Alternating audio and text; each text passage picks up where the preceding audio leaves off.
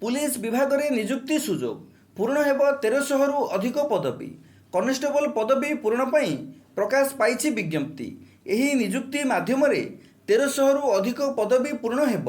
एथिपाई उभय पुरुष और महिला आवेदन करें। आवेदन पर प्रार्थी को 10वीं पास करिथिबा आवश्यक। योग्य और आग्रही प्रार्थी मैंने Odisha police official website odishapolice.gov.in माध्यम आवेदन करें।